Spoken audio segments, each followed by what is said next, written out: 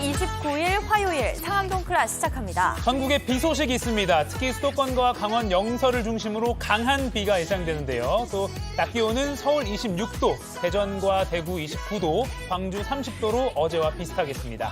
국방부와 육군사관학교에 있는 홍범도 장군 흉상 이전을 두고 논란이 이어지고 있습니다. 네. 교과서에까지 등장하는 독립운동가가 하루아침에 때 아닌 색깔 논쟁의 주인공이 됐는데요. 잠시 후에 자세하게 짚어보겠습니다. 네, 상암동 클라스 줄여서 상클. 오늘도 1시간 끝까지 함께 하시죠.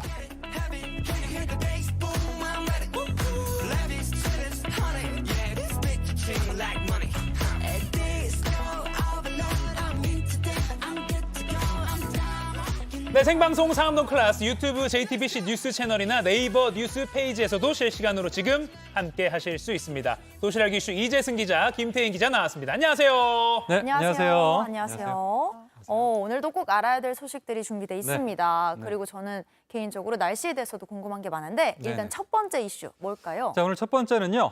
때 아닌 홍범도 논란 왜입니다. 독립군의 영웅 홍범도 장군의 흉상이 요즘 논란입니다. 자, 지난 2018년에 육군사관학교에 흉상 5점이 저렇게 나란히 세워졌습니다. 예. 자, 이름들을 보면요. 김좌진, 지청천, 이범석 장군과 또 신흥보건학교를 세운 이회영 선생의 흉상과 함께 또 홍범도 장군의 흉상도 세워졌는데요. 이 군 장병이 사용한 탄피 300kg을 녹여서 제작을 했습니다. 네, 저 흉상 5점 중에서 유독 이번에 홍범도 장군의 흉상만 이전한다 이런 얘기가 나오고 있는데 네. 이 홍범도 장군 하면은 백두산 호랑이, 백두산 호랑이. 네. 항일 투쟁의 그 독립 영웅 아닙니까? 그렇습니다. 이 홍범도 장군은 1920년에 일본군 150여 명을 사살한 이 봉오동 전투로 널리 알려진 독립전쟁의 영웅입니다. 네. 봉오동 전투 영화로도 만들어졌죠. 맞아요. 네네네. 자, 그런데 논란이 된 건 홍 장군의 소련 공산당 입당입니다.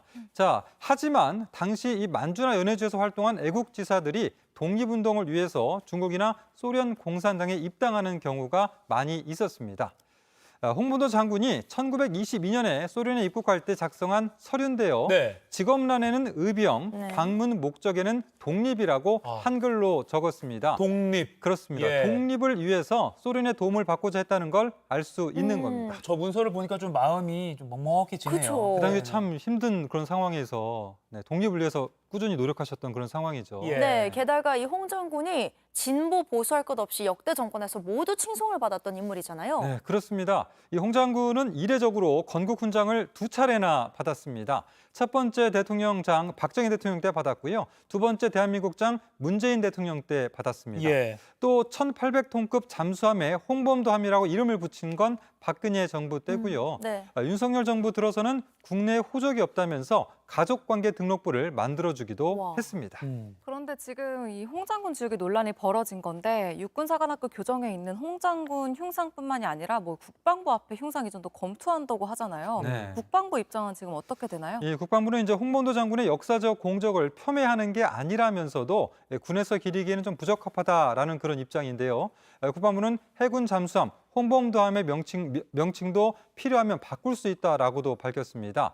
자, 이 때문에 남로당 활동을 하다가 투옥됐던 박정희 전 대통령에 대한 입장을 묻는 질문도 나왔거든요. 국방부는 비교가 불가능하다라고 선을 그었습니다. 지금 언급하신 분은 자유민주주의 가치를 수호하고 또 국가 발전에 많은 기여를 해오신 분이고요. 역사적인 가치, 기회의 가치는 또 다른 차원이라서 바로 비교하거나 하는 게 적절치 않다고 저는 생각합니다. 네, 이 논란이 확산되자 대통령실 관계자는 군이 알아서 결정할 사안이라고 좀 말을 아끼면서도 홍범도 지역이나 폄훼가 아니라 적재적소에 재배치하자라는 취지라고 밝혔습니다. 예. 또 조금 전에 윤석열 대통령도 홍범도 장군의 항일 공로를 인정한다면서 육사보다는 독립기념관에서 기리는 게 좋겠다라는 취지로 말했다. 이런 소식도 조금 전에 전해졌습니다. 네, 근데 다시 보면 역대 어느 정권도 홍범도 장군의 이 공산주의 이력을 문제 삼지 않았고요. 네. 훈장을 수사하고 유해 봉환을 위해서 애써왔습니다. 아까 말한 대로 잠수함 이름도 명명을 했었고요. 학생들도 교과서에서 무장 항일 투쟁의 영웅이라고 배우고 있습니다. 왜 지금 이 시점에 육사와 국방부가 이렇게 좀 스스로 논란을 계속 키우고 있는 것인지 네. 의문이 들지 않을 수가 없습니다. 그 네네. 배경이 뭔지 좀 궁금합니다. 다른 뉴스들이 이것 때문에 또 중요하지 않게 보이기도 하는 그런 효과도 있는데 글쎄요. 소모적인 논쟁 좀 그만하면 좋겠습니다. 자, 다음 이슈로 넘어가죠. 네, 다음은요. 감독님의 근무 태만입니다.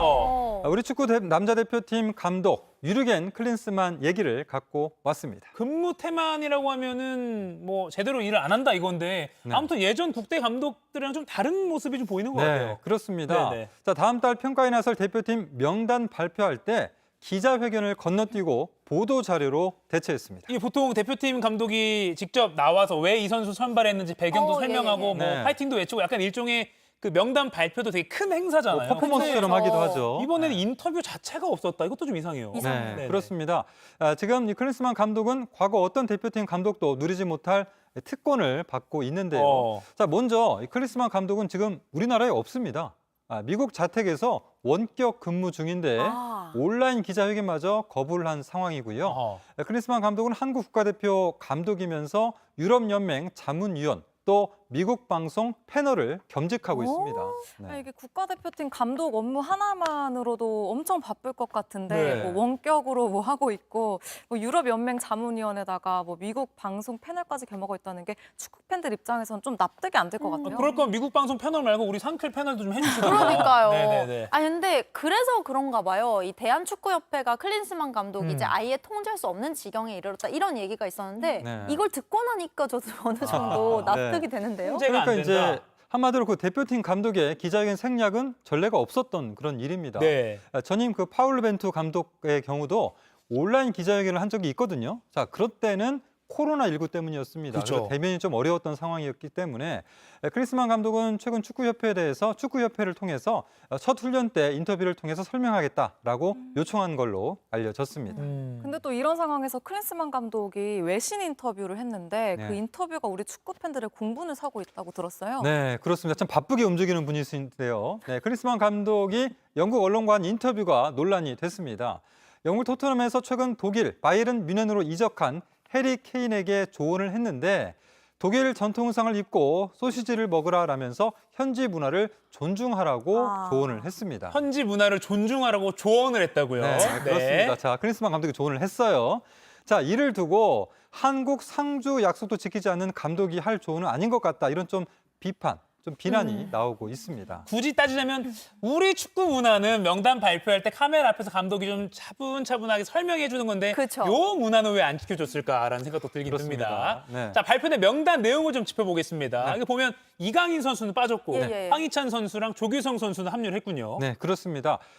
지난 26일에 그 상대의 깊은 태클에 쓰러진 뒤에 펜스에 부딪힌 황희찬은 허벅지 통증 때문에 결국 교체가 됐었는데 다행히 큰 부상은 아닌 걸로 확인이 돼서 대표팀에 뽑혔습니다. 그런데 이제 부상 중인 이강인과 김진수 또 아시안 게임에 나서는 백승호와 송민규, 정우영이 빠지면서 대표팀엔 큰 변화가 생겼습니다. 네, 지금 상황에서 이제 손흥민을 앞세운 축구대표팀 다음 달에 영국에서 열리는 두 차례 평가전이 있습니다. 예. 클린스만 감독 부임 뒤에 이제 첫 승리를 노리고 있는데 근무 때만보다는 좀 나 진짜 열정과 실력으로 세워진 인물이다. 이런 평가를 받으면서 좀 잘 이끌어갔으면 하는 바람입니다. 그리고 사실 원격으로 뭐 업무를 한다 해도 성적만 좋으면 사실 그게 좀 많은 분들이 그쵸. 용인을 해줄 것 같긴 해요. 그렇죠. 네네, 일단 지켜보겠습니다. 결과를 좀 지켜봐야겠어요. 알겠습니다. 성실도 성실이지만 결과를 한번 지켜보겠다. 네. 네, 그렇게 우린 정리가 됐네요. 네, 다음 이슈 전해주시죠. 네, 다음은요. 바깥다리 걸고 사코킥입니다. 어허. 자, 이게 무슨 말인가? 대리기사와 고객 사이에 폭행이 발생했습니다. 이 고객 측에서는 쌍방 폭행이라고 주장하고 있는데 실제로 그런지 영상으로 확인하시죠. 네. 네, 남성 한 명과 부부가 어이구. 말다툼 주변 하는데요. 어이구. 자, 갑자기 대뜸 넘어뜨리죠. 네, 넘어뜨리고 어머. 이번엔 또 발길질까지 하고 있습니다. 지금 여성이 발개질했네요. 네, 그렇습니다. 또 주변에는 또 아이 하나가 이제 좀 이렇게 돌아다니는 모습도 좀 살짝 볼 수가 있는데요. 예. 자, 이 모습, 자, 이게 바로 쌍방 폭행으로 볼 수가 있는가? 자, 여러분 어떻게 아니, 생각하십니까? 뭐 영상 앞뒤를 더 봐야 알겠지만 지금 요것만 보면 일방적으로 지금 맞고 있는데 두 명한테. 네, 그렇죠. 저는 너무 충격적인데 어머, 옆에 아이가 있잖아요. 그러니까요. 저 모습이 너무 지금 그게 너무 충격적이에요. 아이도 목격을 하고 있잖아요. 네. 네, 그렇죠. 지금 저 영상상에서는 이제 부부와 아이가 있고 또 예. 대리기사가 이제 지금 맡고 있는 넘어진 모습, 그런 모습 우리가 지금. 확인할 수가 맞는 있어요. 사람이 대리기사군요. 그렇습니다. 예. 어이구. 자, 영상 보면 일방적으로 좀 부부가 부부가 대리기사를 좀 때리고 있지 않나라는 그런 생각이 좀 드는 네네네. 상황인데요. 자, 부부는 이 대리기사의 손님이고요. 현장에 경찰이 출동을 했는데 이 부부는 기사가 먼저 자신의 아이를 밀쳤다라고 주장을 했습니다. 그래서 감정이 격해졌고 폭행이 나왔다라면서 쌍방 폭행을 주장하고 있습니다. 근데 뭐 폭행이 일어나기 전에 애초에 말다툼이 시작됐다고도 하던데 뭐 왜 그런 건가요, 그럼? 자, 이 대리기사는 손님이 있다는 위치에 도착을 해서 무려 20분 동안 기다렸습니다. 20분 동안 대리기사를 방치한 이들 손님은 뒤늦게 나와서 일행이 올 때까지 기다리느라 근처 차 안에 있었다라고 말했다는 겁니다. 잠깐만요. 대리기사분들한테 20분은 사실 이거 콜 기다리고 이런 시간이 생명이거든요, 그렇습니다. 이분들한테. 네. 그럼 당연히 사과를 해야 되는 거 아닌가 싶은데요. 네네. 그렇죠. 네, 그렇습니다. 그런데 사과는 해야 하지 않느냐라는 대리기사의 말에 언성이 높아졌고요.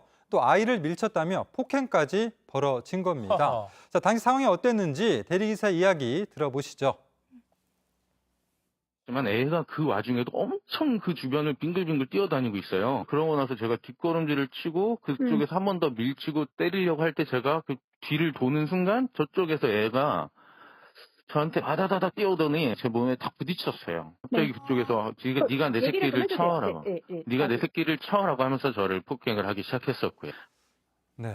근데 지금 방금 나온 장면이 음. 아이가 뛰어오다가 부딪히는 장면인 건가요? 그렇습니다. 그러니까 계속해서 아이는 이제 주변을 빙글빙글 돌면서 뛰어다니고 있었고 네. 앞서 말한 대로 20분 정도 이제 늦게 와서 언성이 높아진 상황에서 둘이 다투는 이 있었을 때 아이가 빙글빙글 돌면서 뛰다가 이제 부딪히는 그런 상황이 되는 거죠. 그래서 이제 경찰이 현장에 출동했고, 근데 이 부부는 쌍방 폭행이다. 그렇죠. 나도 처음에는 피해 당한 게 말다툼을 있다. 시작을 하다가 이제 네네. 아이가 부딪힌 걸 보고 본격적으로 본인이 폭행을 했다. 뭐 그런 얘기를 하는 거죠. 그러면서 자신들은 피해자라고 주장을 한 거죠. 그렇죠. 네네. 그렇습니다. 자, 그런 상황에서 결국은 뒤늦게 또 대리기사는 이거 과연 피해자인가 싶기도 한데 대리기사가 직접 휴대폰으로 찍은 영상도 있거든요. 대리기사 입장에서도 이제 계속해서 좀 폭행을 당하다 보니까 뒤늦게 좀 찍었던 영상이 있는데 그 영상도 한번 확인을 해 보시죠. 네.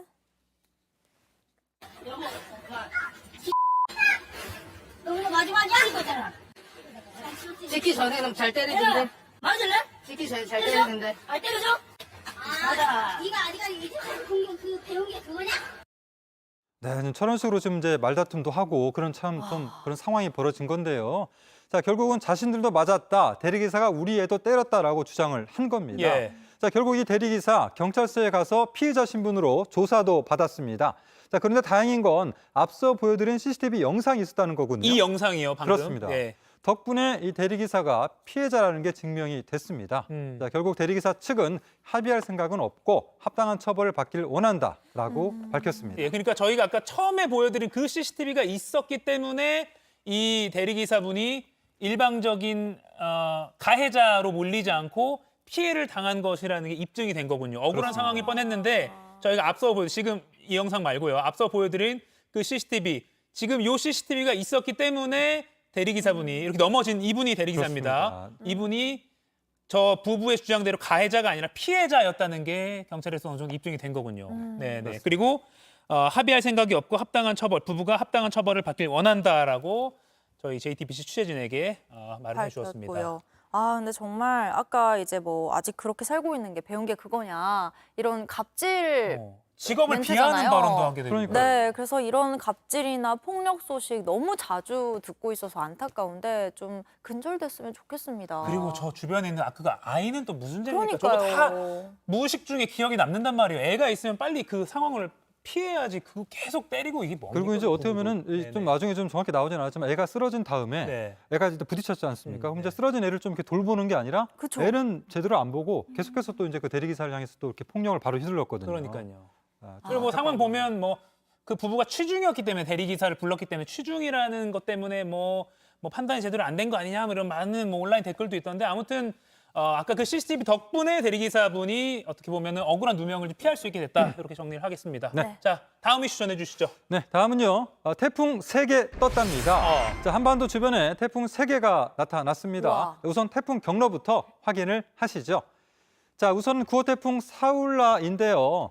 필리핀과 대만 사이를 향하고 있는 모습이고요. 또 10호 태풍 담레이는 일본 동쪽 바다를 향하면서 우리나라와 직접 연관은 없습니다. 예. 자, 그런데 11호 태풍 하이쿠이가 어제 오전에 만들어졌는데요.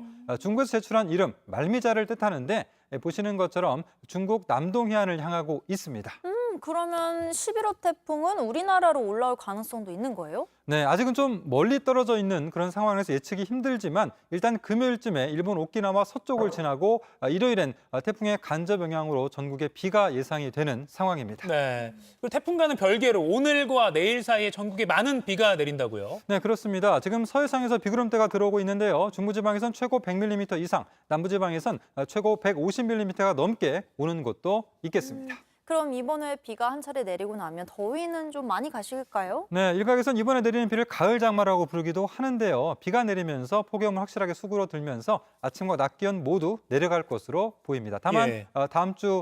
이번 주 후반부터 다음 주 초까지 기상 상황은 11호 태풍 하이쿠이가 어떻게 이동할지에 따라서 달라지겠습니다. 네, 11호 태풍 하이쿠이 요거 혹시 우리나라 서해상으로 이제 북상하게 되는지 위험한 상황이 오기 전에 미리 이재승 네. 기자가 잘 보고 있다가 알려주길 바랍니다. 네. 또 기상 전문이기 때문에 네. 든든합니다. 저희 상클과 함께 하십시오. 네. 이어서 지금 이 시각 모바일에서 가장 화제가 되고 있는 소식 정리해드리겠습니다. 김태인 기자 전해주세요. 네, 누리꾼들의 이목을 끈 그 소식 상크리 뽑은 광크리 뉴스입니다. 오늘 첫 소식은 땡땡땡 티셔츠 국보법 위반입니다. 저 빈칸에 들어갈 단어가 뭘까요? 준비된 사진 바로 보시죠. 네. 네, 사다리 꼴머리에 환한 표정, 익숙한 얼굴입니다. 하얀색 티셔츠에 북한 김정은 위원장의 얼굴이 딱 인쇄돼 있습니다. 저 사진 밑에 지금 동무 꽃길만 걸으라 네. 문구가 참 눈에 띄는데 이게 뭐 누가 개인적으로 만든 건가요? 이게 판매가 되고 있는 건 아니죠? 네, 판매가 되는 거였어요. 한 업체가 판매하는 티셔츠였는데요. 네. 해당 업체에서는 쓸모없는 선물, 센스 있는 생일 선물이라고 광고하며 이 티셔츠를 판매했는데요. 그런데 이 업체 일부 보수 단체들로부터 국가보안법 위반 혐의 등으로 고발당했습니다. 이거 뭐 설마 했는데 김정은 위원장 티셔츠를 판매해서 고발당했다라고 볼 수 있는 거죠? 네, 맞습니다. 또 이 티셔츠를 중개한 대형 온라인 상거래 업체들도 같은 혐의로 고발당했는데요. 네네. 고발한 단체 측은 이 티셔츠를 판매하는 게 김정은을 찬양하는 행위라고 주장을 하고 있습니다. 네. 하지만 해당 업체는 김정은 위원장을 찬양하거나 선전하기 위한 목적이 전혀 아니다라고 밝혔는데요. 또 그저 다양한 캐릭터나 문구가 들어간 티셔츠가 유행이라서 이렇게 판매한 것뿐이다라고 설명한 것으로 알려졌습니다. 네. 실제 해당 업체에서는 지금 나오고 있는데요. 유명 명품 브랜드를 패러디한 티셔츠 등을 주로 만들어서 팔고 있습니다. 아구찜. 네, 해당 업체 홈페이지 사이트가 나오고 있어요. 네. 현재 논란이 된 지금 나오고 있는 김정은 티셔츠 더 이상 판매되지는 않고 있습니다. 아까 아구찜, 그다음 파타 고라니. 고라니. 패러디한 거고 저는 개인적으로 저걸 국정원이 뭐 이렇게 조사를 해봤는데 뭐 국가보안법 위반 사항은 적발되지 않았다라고 밝혔더라고요. 근데 저걸 보면 김정은 찬양이 아니라 김정은 희화했다고 오히려 찬양하는 쪽에서 기분 나쁠 것 같은데요. 아무튼 저게 뭐 북한 체제를 찬양한다라고 보기에는 어렵지 않나 이런 생각도 들긴 듭니다. 하지만 뭐 그렇게 고발하는 것도 자유니까요. 아무튼 이런 것 좀 민감한 거는 좀 세심하게 신경을 써야겠습니다. 다음 소식도 전해주시죠. 네, 다음 소식은 소화기 들고 쾅쾅쾅입니다. 최근 서울 도심에서 한밤중 한 여성이 소화기로 난동 부리는 일이 있었는데 영상이 있습니다. 함께 보시죠. 네. 한 여성이 공중 화장실 건물로 들어갑니다. 남자 화장실로 들어가는데 두리번 무언가를 막 찾고 있어요. 이번엔 여자 화장실로 향하는데요. 잠시 뒤 여성이 화장실에서 가지고 나온 게 뭘까요? 다름 아닌 소화기였습니다. 빨간 거. 네, 화장실 창문을 막 부수기 시작을 합니다. 되게 가격하게 지금 부수고 있어요. 아니 어디서 불이 나서 소화기를 찾은 건가 했는데 왜 갑자기 창문을 깨고 왜 저러는 거예요? 그러게요. 네, 불이 난 것도 아니었고 이 화장실 창문도 모자랐는지 이제는 다른 걸 또 부시기 시작해요. 이제 곧 나오는데요. 네, 다름 아닌 주차된 차입니다. 소화기가 떨어지니까 다시 집어서는 차에 던지기까지 합니다. 지금 한밤중에 소화기를 들고 지금 차까지 부숩니다. 잘못하면 또 소화기가 잘못 관리되면 터질 수도 있는 그런 상황일 수도 있고요. 자, 뭐가 저렇게 여성을 분노하게 만든 건가요? 이 다름 아닌 은행 거래 중에 생긴 문제로 화가 나서 그랬다고 하는데요. 이 여성은 결국 재물손괴 혐의로 경찰에 붙잡혔습니다. 아이고.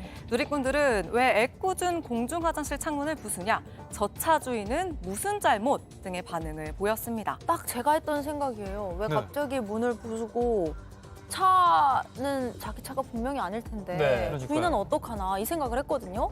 아무리 화가 나도 저렇게 남의 물건에 분풀이를 하는 건 정말 아니죠. 뒷감당 안 됩니다, 저라면. 그러니까요. 참 오늘 흉흉한 사건들이 많은데요. 자, 일단 다음 소식부터 전해주시죠. 네, 마지막 소식은 괴물을 찾아라 50년 만의 수색입니다. 네.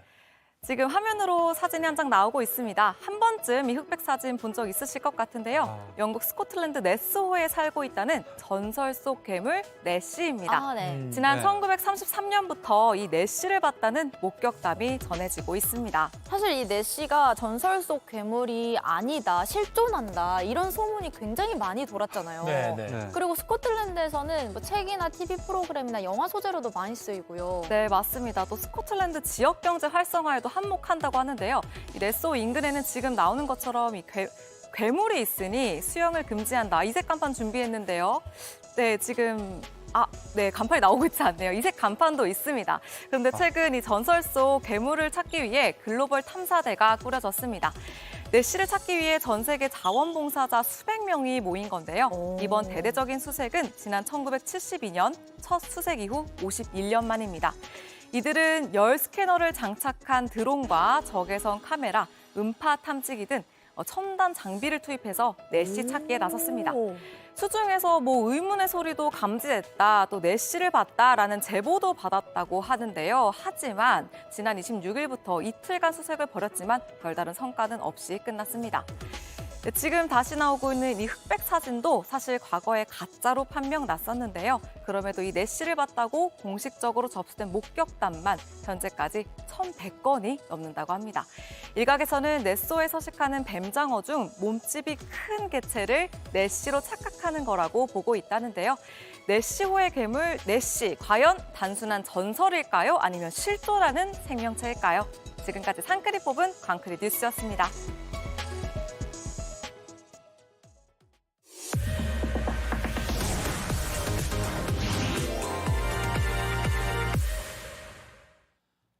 네, 지금 시각 10시 21분입니다. 저 같은 경알못, 경제를 잘 알지 못하는 사람을 위한 당장 내 돈이 되는 정보, 머니클래스. 오늘은 경제 상황과 소비 심리가 가장 잘 반영되는 분야 중 하나죠. 패션, 뷰티 업계의 이번 가을 트렌드 살펴보는 시간 특별히 준비해봤습니다. 전문가 바로 만나보시죠.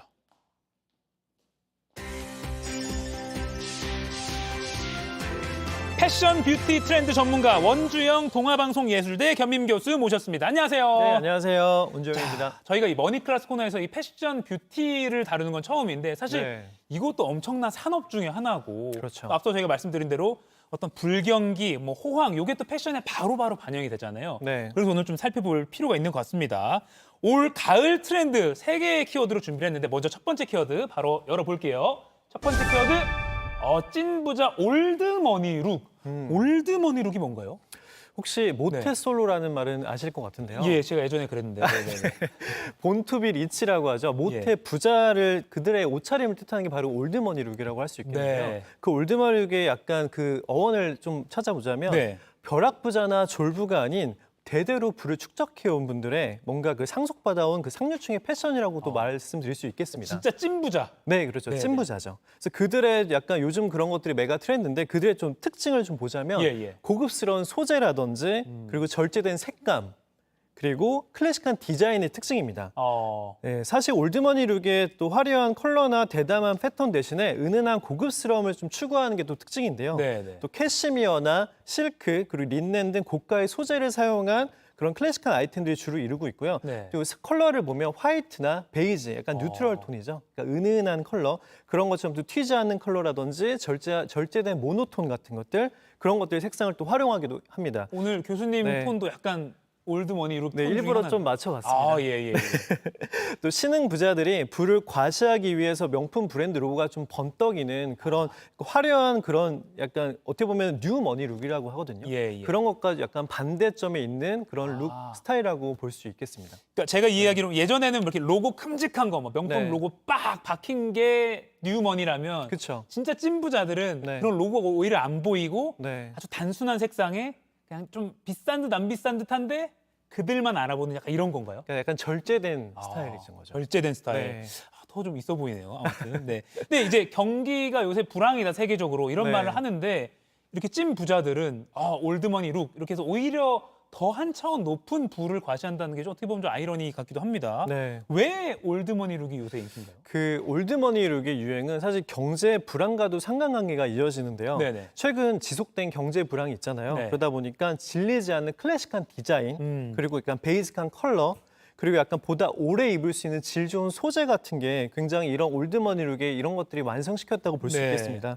사실 유행에 민감한 패스트 패션보다는 오히려 유행이 흔들리지 않는 그런 패션을 선호하는 경우가 짙어지면서 네. 소비자들이 소비 패턴이 약간 역시 지속 가능한 아이템을 구입하는 방향으로 나아가고 있다고 볼 수 있겠는데요. 올드머니 룩이 표면적으로는 그저 그냥 부자들이 패션 스타일을 그냥 절제되게 입는 것처럼 보이지만 네. 그 안을 들여다보면요.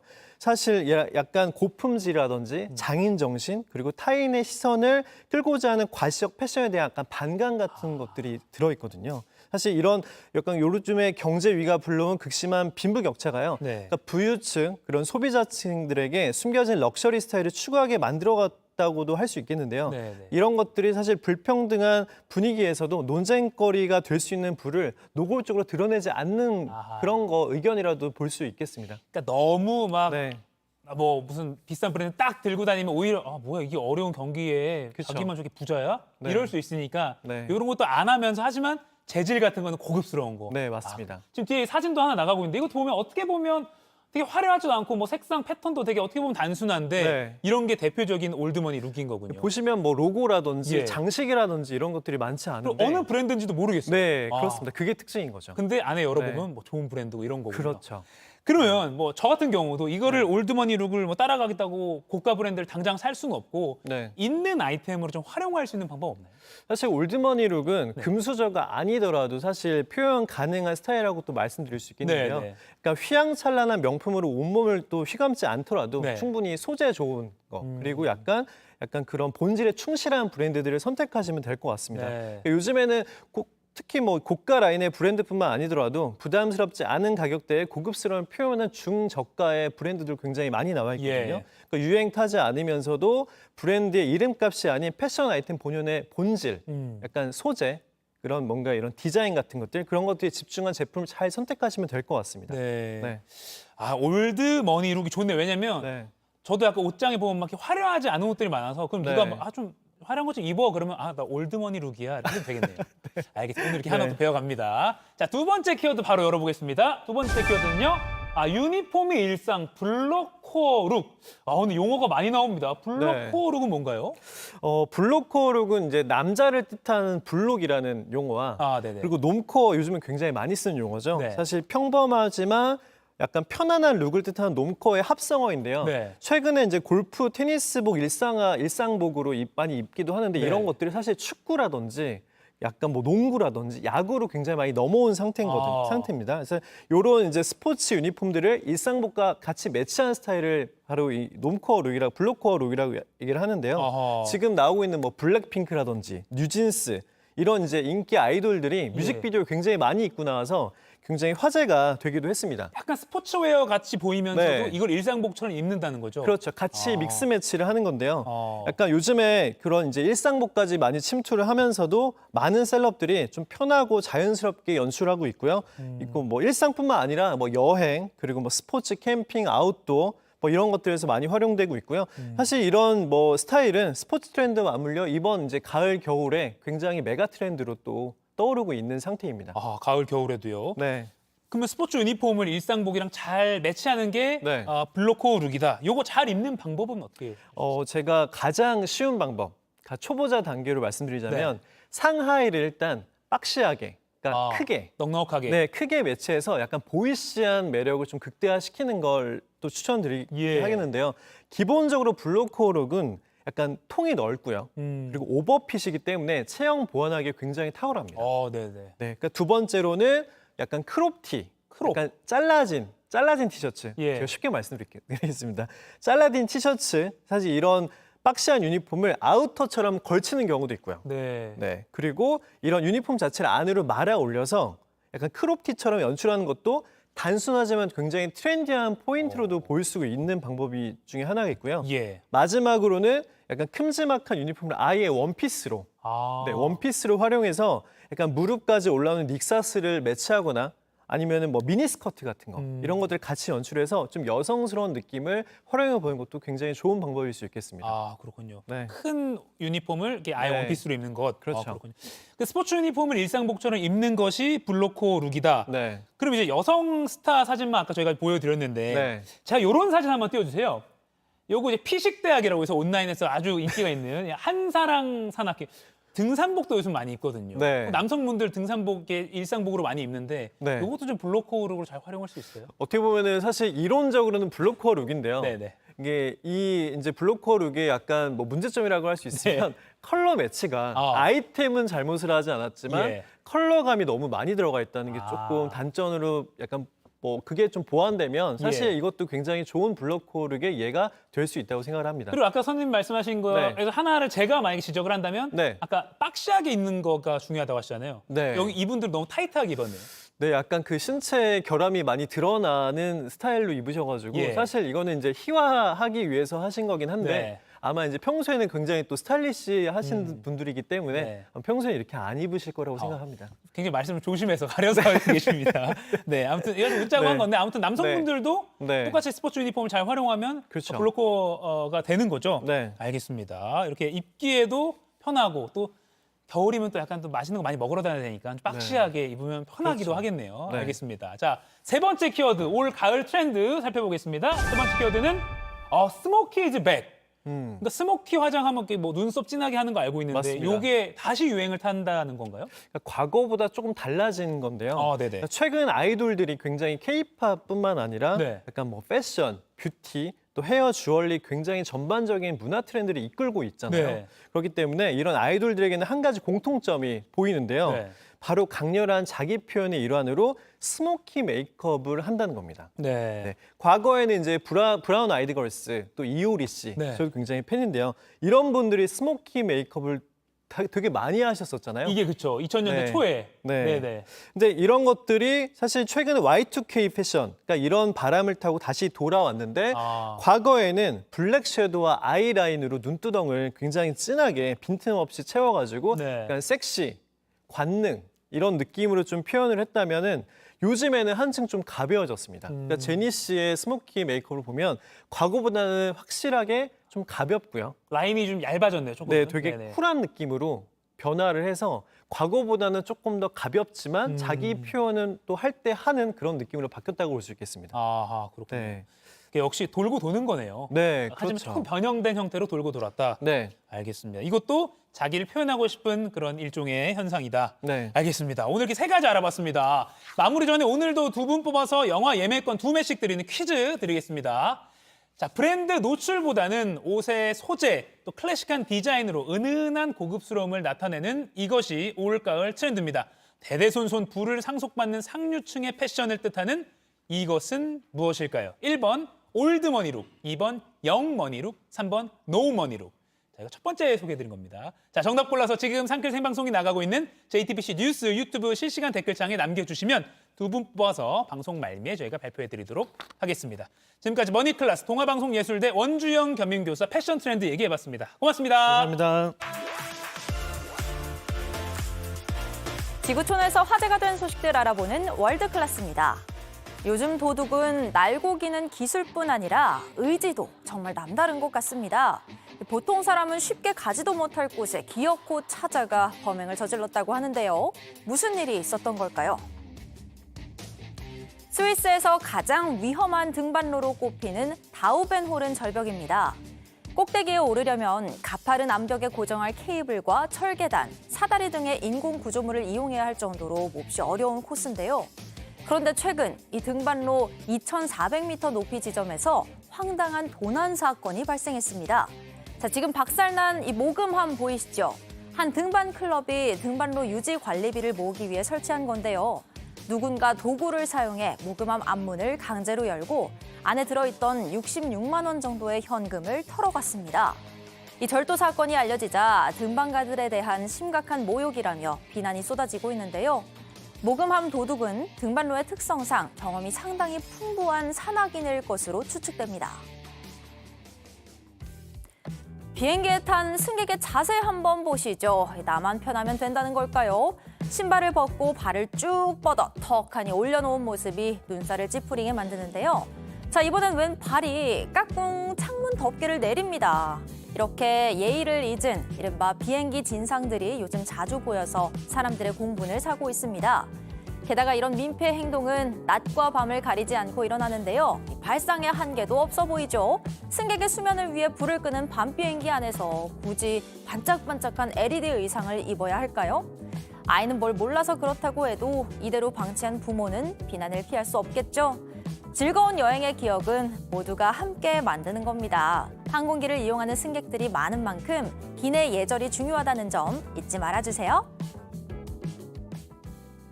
예술가들의 창작의 한계는 정말 끝이 없는 것 같습니다. 가장 보기 싫은 것을 자꾸만 보고 싶은 것으로 바꿔낸 놀라운 현장 확인해 보시죠. 길바닥에 엎드려서 뭘 하고 있는 걸까요? 옷도 더러워지고 먼지도 많고 얼른 일어나는 게 좋을 것 같은데요. 꼬물꼬물 이대로 집중력을 발휘하는데 지금 이 남성 길거리에 눌러붙은 껌을 근사한 예술품으로 변신시키는 중입니다. 영국의 화가 벤 윌슨 씨인데요. 벌써 18년 가까이 길바닥에 붙은 껌딱지를 도화지 삼아 그림을 그리고 있습니다. 인간이 환경에 미치는 악영향을 안타까워하다가 이런 아이디어를 떠올리게 됐다는데요.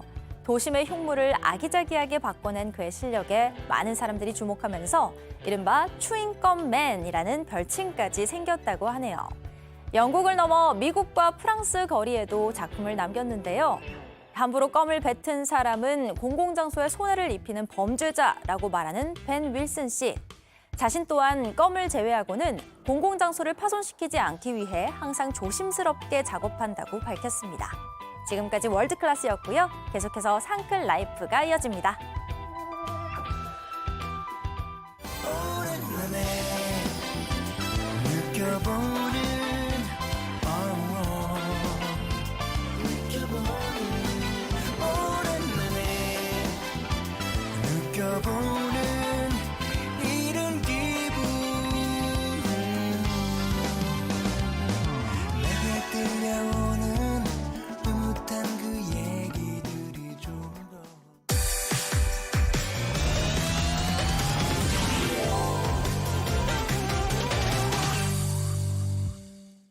상클 라이프 시작합니다. 매주 화요일은 상클 상담소 시간인데요. 일상에서 벌어진 갈등, 분쟁, 다양한 고민거리에 대해서 속 시원하게 얘기해보고 법률적인 해결책까지 함께 찾아보는 시간입니다. 네, 상클 상담소의 상속법률 전문가 정인국 변호사님 나오셨습니다. 안녕하세요. 네, 안녕하세요. 변호사님. 네, 자, 오늘도 바로 고민 사연부터 살펴볼 텐데요. 지금부터 들려드릴 내용은 실제 사례를 방송에 맞게 각색한 내용입니다. 자, 그럼 저희 연기로 사연 함께 보시죠.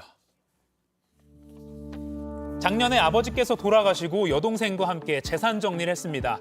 아버지가 살아계실 때 직접 재산 정리를 잘 해놓으셔서 돌아가실 당시에는 집 한 채 외에는 뭐 특별할 게 없었습니다. 동생과 함께 상속세 내고 정리가 다 끝날 줄 알았죠. 그런데 1년 뒤 세무서에서 5억 원이 넘는 상속세를 추가로 내라고 통지서가 날아왔어요. 너무 놀라서 세무서에 찾아갔더니 황당한 얘기를 하더라고요. 자, 여기 보세요. 그 아버님이 돌아가시기 전에 2년 동안 통장에서 현금 20억 원을 인출하셨네요. 네? 20억이라고요? 20억? 그렇게 많이요? 모르시는 것처럼 그러시네. 이거 아버지께서 이 돈 어디에 쓰셨는지 정말 모르시는 거예요? 아니, 뭐 잘못된 것 같아요. 저희 아버지 통장 맞는 거예요? 다시 한번 확인해 주세요. 다시 확인해도 마찬가지입니다. 아버지가 인출하신 금액이 20억 나와요.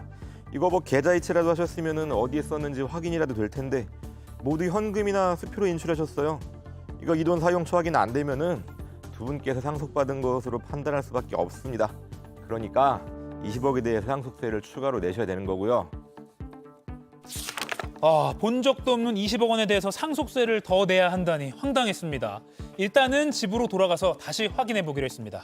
아니 오빠, 혹시 아버지가 우리 몰래 뭐 만나던 분이 있었던 거 아니야?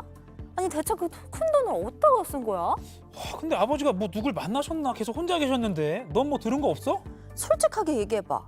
저번에 오빠 회사 어렵다고 할 때 아빠가 슬쩍 오빠한테 돈 해준 거 아니야? 아, 뭐 말도 안 되는 소리야. 아, 너야말로 애들 유학 보낼 때 아버지한테 도움 받고 나한테 입 닫은 거 아니야?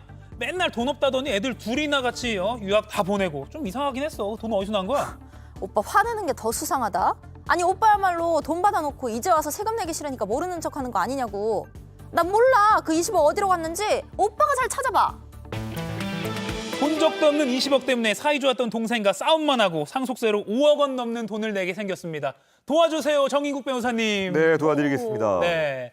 여기 좀 궁금합니다, 진짜. 20억 일단 뭐 행방이 궁금한데 어떻게 네네. 된 겁니까? 여기는 좀 숨겨진 사연이 있는데요. 네네. 그 상담자 아버지께서 그 세무서가 생각하는 대로 자식들한테 상속을 해준 게 아니라요. 사회에 기부, 환원을 하셨습니다. 아. 그러니까 뭐 본인 마지막까지 살아갈 집 한 채는 남겨뒀다가 자식들한테 상속을 했고요. 돌아가시기 전 2년 동안에 그 본인이 가지고 계시던 상가가 있었거든요. 이걸 매각해서 자선단체에 기부한 거죠. 2년 동안 기부를 하시느라고 은행에서 예금으로 인출한 금액이 한 20억 원 정도 된다 그럽니다. 그러니까 오른손이 한 일을 왼손이 모르게 모르게 했는데? 했는데 네. 지금 자식들도. 자식들도 그걸 몰랐던 거죠. 네. 그 원래 평소에 자선단체 그 기부하실 때 익명으로 하시는 분들 많잖아요. 네. 이 사건도 그래가지고 자식들한테 모르게 기부를 하신 거고요. 돌아가시기 2년 동안 전에 본인 남은 여생을 준비하시면서 몽땅 기부하신 겁니다.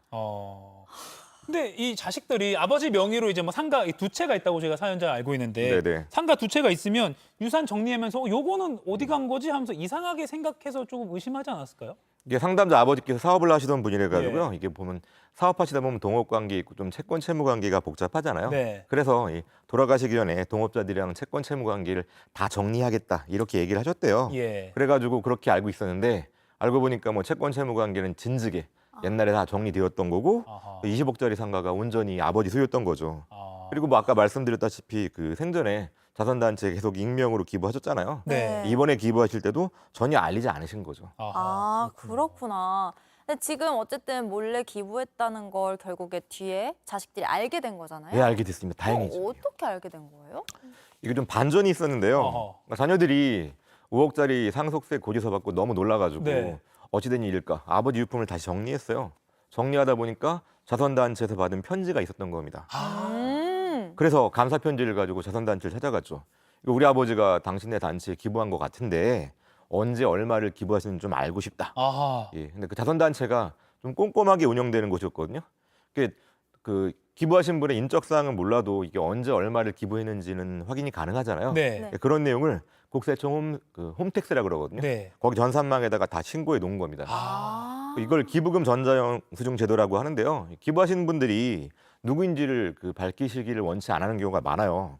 그런 경우에 자선단체는 그 익명의 기부자로부터 받은 금액에 대해서요. 국세청 홈택스 전산망에다가 입력을 해두는 겁니다. 네. 이게 익명 기부자가 누구인지 나중에 확인될 수가 있잖아요. 네, 네. 그럼 그 국세청 홈택스에서 익명 기부자를 실명 기부자로 전환할 수 있습니다. 와. 다행히 이 사건에서는 그 자녀들의 아버지가 20억을 익명 기부한 거 확인해서 자선단체로부터 전자영수증 받았고 증거가 있으니까 이렇게 상속세를 바로잡을 수 있는 거죠. 와. 유품 정리도 꼼꼼히 다시 살펴봐야겠네요. 그러게요. 또 하나 덧붙이면요. 네네네. 이 그 자선단체가 꼼꼼하게 운영되는 곳이기 때문에 국세청 홈택스에다가 신고를 한 거고요. 만약에 주먹구구식으로 운영되는 곳이었으면요. 국세청에다가 번잡하게 신고 안 했을 겁니다. 그러면은 그 자녀들은 아버지가 언제 얼마를 냈는지 알 수가 없으니까요. 꼼짝없이 상속세를 내야 되는 거죠. 아, 그렇군요. 그러니까 감사 편지를 만약에 발견하지 못하고 기부 사실을 밝혀내지 못했으면 지금 네. 진짜 20억에 대한 상속세를 진짜 다 고스란히 냈어야 됐던 거죠. 그렇죠. 아까 말씀드렸다시피 네. 5억이라 그랬잖아요. 예, 예. 5억을 다 내셔야 되는 거고요. 이 사건에서 그 상담자 자녀들이 아버지가 기부하신 걸 전혀 모르고 있었잖아요. 네, 네. 이런 상황은 현실적으로 자주 발생하는 건 아니거든요. 네. 보통 일반적으로 보면 자식들한테 물려주려고 그러잖아요. 그래서 네. 부동산 판돈을 현금화한 다음에 그 은행 여러분 백화점 같은 데 가시면 소형금고 있지 않습니까? 예, 예. 거기 수십억이 들어가거든요. 아. 보통 그런 데다가 미리 넣어뒀다가 돌아가시면 소형금고를 물려주시는 방법으로 그렇게 상속을 많이 해요. 예. 그러니까 세무서도 아마 그런 상황이었겠다라고 추측을 하는 거죠. 아. 그래서 네. 알고 보니까 굉장히 도덕적으로 존경할 만한 분이었던 거네요. 네. 근데 사실 그런 분들이 흔하지 않기 때문에 예. 이게 그 상속세 관련돼 가지고 상속 개시일 전 처분 재산의 상속 추정 그래 가지고요. 고인 계좌에서 돈이 뭐 뭉텅이로 빠졌다. 이런 경우에는 자녀들이 상속받은 거로 봐서 자녀들한테 상속세를 부과해버립니다. 예, 그렇군요. 그러니까 대부분 몰래 이렇게 좀 어떤 금고, 사금고를 통해서 이렇게 좀 줬겠지 했는데 네. 이분은 알고 보니까 굉장히 드물지만 네네네. 사회에 환원한 경우였는데 이게 어떻게 보면 몰래 환원하는 것 때문에 자식들한테는 세금 폭탄을 안길 뻔했던 거네요. 그렇죠. 네. 아, 알겠습니다. 불행할 수 있었습니다. 예. 어. 그러면 일반적으로 이 사례는 이제 20억이라는 큰 돈이었지만 만약에 뭐 네. 실제 생활에서 뭐 수백만 원, 네. 수천만 원이 어딘가에서 빠져 있었어요. 네. 이런 경우에도 이런 식으로 추가로 상속세 내라고 통보가 오나요? 뭐 적은 돈은 그렇지 않다고 보셔도 되는 게 예, 예. 일단 기준 금액이 있습니다. 음. 돌아가시기 전에 1년 내 2억 원 이상, 그리고 2년 내 5억 원 이상 재산 처분하거나 예. 예금을 인출하거나 뭐 빚을 졌다. 그런 경우를 대상으로 하는 거고요. 아. 그리고 그 자금이 어디 쓰였는지 자식들이 밝히지 못하면은 상속세 과세하는 거고요. 그리고 뭐 사용처가 불분명하다 그래가지고 그 금액 전액을 상속재산에 포함하는 건 아닙니다. 그러니까 뭐 2억 원 범위 내에서는 빼주거든요. 좀 쉽게 생각하면은요. 불분명한 금전 인출액이 10억 넘어가면요. 네. 2억 원을 빼고 나머지 금액만 상속받은 것으로 추정합니다. 아. 이 사건 같은 경우는 20억이었잖아요. 그러니까 2억 원만큼은 그 빼고 빼고 18억만큼을 자녀들이 상속받은 거로 추정합니다. 그리고 그 고인이 사망하기 1년 이내에 2억 원 이상, 2년 네. 이내에 5억 원 이상 재산이 빠져나가거나 예금이 갑자기 나가거나 하면 요거는 채무를 부담하거나 하면 이거는 어디로 빠져나간지를 출처를 못 밝히면 그렇죠. 상속세를 물리게 된다. 예. 이것도 기억을 해놔야겠네요. 맞아요. 네. 아니 만약에 기부 내역 못 찾았으면 예. 이 자식들 답답해가지고 어떻게 살았나 그러니까요. 싶거든요. 그렇죠. 근데 이게 처음에 상속세를 냈었잖아요, 한 번 네네. 자식들이. 근데 그때는 별 문제가 없었는데 추후에 통지서를 받았단 말이에요? 이게 뭐 이거는 왜 상속세의 그래요? 특성인데요. 네. 그 상속인들이 먼저 그 상속받은 재산이 얼마인지에 대해서 상속세를 자진해서 신고 납부해야 되거든요. 예. 그럼 일단 세무서는 그거 받아들인 다음에 혹시 누락된 부분이 있나 없나 조사를 합니다. 아. 조사해가지고 누락된 부분이 확인되면 추가로 상속세를 부과하는 거고요. 이 사건 같은 경우에는 그 상담자가 그 아버지로부터 집 한 채 물려받았다. 이것만 상속세를 신고했거든요. 네. 아마 집 한 채니까 그렇게 금액이 많지도 않았을 것 같아요. 예. 근데 세무서에서 나중에 조사해 보니까 돌아가시기 전 2년 동안에 현금 20억 원이 뭉텅이로 빠져나갔잖아요. 네. 이거 자녀들이 20억 원 현금을 받아놓고서는 숨겼다 이렇게 그렇죠. 생각해가지고 5억 원을 추가로 부과하게 된 거죠. 그러니까 이 상속 신고 제도 자체가 먼저 자진해서 이제 유족들이 신고를 하고 그럼 일단은 세무당국에서 그걸로 일단 받아들인 다음에 그 다음에 맞습니다. 조사하고 네. 또 추가로 징수할 게 있으면 징수하고 이렇게 절차가 되는 거군요. 뭐 예전과 달라서 지금은 뭐 그 금융거래 같은 게 전산망으로 모두 확인되기 때문에요. 그렇죠. 숨기기가 쉽지가 않습니다. 예. 아까 이제 이 사연자는 이제 5억 원이라는 돈을 추가로 떠안을 뻔했는데 네. 네. 뭐 이렇게 큰 돈을 갑자기 이제 상속세로 추가로 납부해야 될 상황이 네. 오면 이거는 우리 카드 할부처럼 예. 분할해서 납부할 수가 있나요? 예, 가능합니다. 아. 이게 분납이라는 것도 있고 연부연납이라는 거 있는데요. 예. 분납이라는 건 두 번 나눠서 내는 거고요. 네. 네. 그다음에 연부연납이라는 건 1년에 한 번씩 납부하는 건데 이게 작년까지는요. 연부연납 기간이 5년이었거든요. 네. 근데 올해부터는 10년으로 바뀌었습니다. 그래서 어. 그 거액인 경우에는요. 10년 동안 쪼개서 납부하는 것도 가능합니다. 이게 되게 좀 우문일 수 있지만 그러면 할부 이자 붙듯이 조금 더 예, 그렇죠. 이자 가산금이 붙습니다. 붙는 거군요. 네. 알겠습니다. 뭐 계산하는 거는 제가 뭐 기억을 못 하고 있습니다. 네. 뭐 알아서 나중에 뭐 네. 절차를 밟을 때 계산이 되겠죠. 네네. 자, 그러면 만약에 이 다시 상황으로 돌아오면요. 예. 애초에 이제 돌아가신 아버지가 자식들한테 나 이런 단체에 네. 기부를 해왔고 20억 원 상가를 판 20억도 기부할 거야라고 알리고 기부를 했다면 요거는 상속세를 추가로 이렇게 납부하는 상황이 올 리가 없는 거죠. 그렇죠. 예. 이게 제가 지금까지 자선단체라고 말씀드렸는데요. 예. 정확히 말하면 공익법인이거든요. 예. 뭐 학교도 있고요. 종교단체도 있고 뭐 고아원 같은 사회복지시설도 있고 네. 병원도 있고 또 예술단체도 있고요. 그럼 공익법인에 기부를 하는 경우에는요. 상속세, 증여세가 일절 부과되지 않습니다. 이 사건 같은 경우는 아버지가 자선단체에 기부를 하셨잖아요. 네. 그걸 증여라고 부르는데 증여세가 비과세되는 거고요. 그리고 공익법인에 증여한 것만큼은 상속재산에서 빠지잖아요. 네. 그러니까 자녀들이 상속세를 낼 일도 없고요. 아하. 그러니까 돌아가시기 전에 이 아버지가 돌아가시고 나서가 아니라 돌아가시기 전에 다 처리를 끝내야 되는 거죠, 행정 처리를. 그렇죠, 맞습니다. 네. 그렇군요. 그러니까 이 정도 금액을 기부하게 되면 네. 뭐 조금 좀 부끄럽고 생색내는 것 같기도 하고 그렇더라도 음. 주변에 좀 알려야 될 것 같아요. 그러네요. 예, 뭐 부끄럽지 않죠. 뭐 그러니까 김한 기자님이 아까 말씀하신 대로 이게 성경에 보면은요, 이렇게 그 남들을 도울 때 그 오른손이 하는 일을 왼손이 모르게 하라 이런 네. 말이 있대요. 네네네. 마태복음인가 그럴 거예요 아마. 네. 그런 게 있는데 현대 사회에서는요 절대 그러시면 안 됩니다. 그 이유가 아까 말씀드렸다시피 돌아가시기 전에 지출한 금액에 대해서 이 납득할 만한 증빙이 없으면요. 세무서는 이거 사용처가 불명하잖아요. 그럼 사망하시기 전에 자녀들한테 현금으로 이거 몰래 빼돌린 거다. 이렇게 추정을 하니까 자녀들이 정말로 부모님이 그 돌아가시기 전에 현금을 받은 적이 없어요. 네. 어디 있는지도 몰라요. 그래도 상속세가 부과되거든요. 아. 보통 연말 연시 보면요, 그 뉴스 같은 거 보시면 익명의 기분 천사 얘기 많이 나오잖아요. 네. 전 그런 거 보면서 약간 좀 걱정스럽기도 해요. 분명히 존경할 만한 분들인 건 맞는데요. 네, 네. 이게 그 증빙이 확인되지 않으면 애꿎은 자녀들한테 그러게. 상속세 폭탄이 될 수 있거든요. 와. 그래서 기부하실 때는요, 주변한테 널리 알리셔야 됩니다. 네. 널리 알리시고 자선단체로부터 기부금 영수증 꼭 받으시고요. 아하. 그다음에 종합소득 신고하실 때 기부금 공제도 그 반드시 하시고요. 기부금 영수증을 꼭 받는 게 핵심일 수 있겠네요. 네네네. 기부금 영수증 꼭 영수증. 받아라. 그리고 아까 이 자선을 받은 그 단체도 공익법인도 네. 아까 꼼꼼하게 일을 해야 된다고 했잖아요. 그러니까 국세청 홈택스에 빠짐없이 입력을 해뒀다. 이것도 요구를 해도 되겠네요. 내가 기부할 때 입력을 좀 해달라. 근데 또 뭐 익명하시는 분이 또 그렇게까지는 잘 안 하실 것 같은데 아하. 여기서 중요한 거는 그럼 기부금을 사용하는 단체도 그 자선단체도 보면은 불분명하고 불투명한 곳이 많잖아요. 네, 그러니까 이 기부금 단체도 좀 무언가 좀 유명하고 아. 좀 믿을만하고 신뢰할 만하고 그런 곳이어야지 그 국세청 홈택스에다가 기입을 할 겁니다. 알겠습니다. 돈의 사용처는 꼭 써두고 그다음에 기부도 좋은 일이지만 기부금 영수증도 좀 받아놓고 주변에는 어느 정도 알려놔야 네. 나중에 남은 가족들한테 탈이 되는 그런 좀 부작용이 없어지겠네요. 유산 상속에 대한 이야기 오늘도 잘 들어봤습니다. 네. 지금까지 정인국 변호사와 함께했습니다. 고맙습니다. 고맙습니다. 감사합니다. 네, 상암동 클래스 오늘 준비한 소식은 여기까지입니다. 오늘 깜짝 퀴즈, 올가을 패션 트렌드 중 하나, 절제된 색감, 클래식한 디자인인 특징인 이것.